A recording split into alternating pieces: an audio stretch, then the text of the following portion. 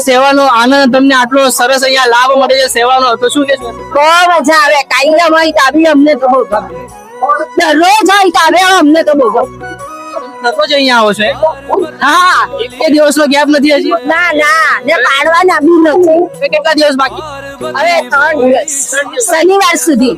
તો શનિવાર સુધી પછી આવવાનો પૂરેપૂરો ઈરાદો છે? હા હા, પૂરી જ પાડવાનો સંકલ્પ પૂરો. એટલે સંકલ્પ લીધો છે તો પૂરો જ કરવાનો.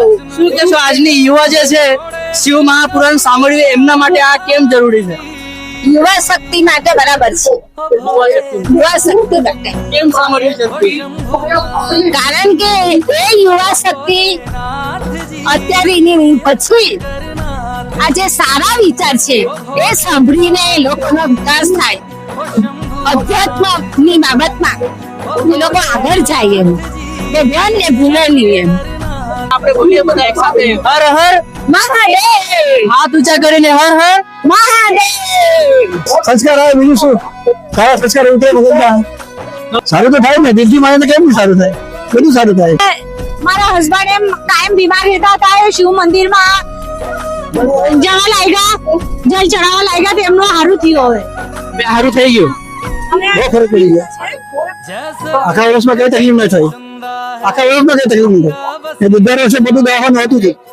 તો બોલો હર હર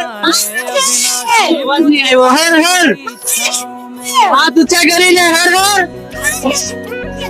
के जीवन में ऐसा कोई परिवर्तन हुआ शिव बाबा के आने से? अरे बहुत। क्या परिवर्तन? अरे हमारे बच्चे, हमारे घर दुआर बंगला गाड़ी सब भगवान ने दे दिया है, सब खुद की गाड़ी है, बच्चे लोग कमाद हमारे है, नाती पोता है, बहू बेटी सब मजा है। 4-5 साल से बाबा के शरण में आए हैं, बहुत खुश है, बहुत संतुष्ट है हम लोग। हाँ, पूरा कथा सुनेंगे तब जाएंगे, रात भर रहेंगे।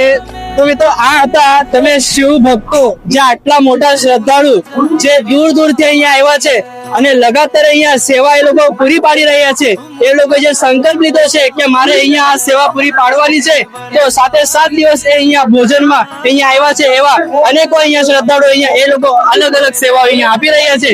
તો આપણે આવા જ વિડીયો જોવા માટે જરૂરથી ફોલો કરજો નવસારી મિની બ્લોગ। ધન્યવાદ।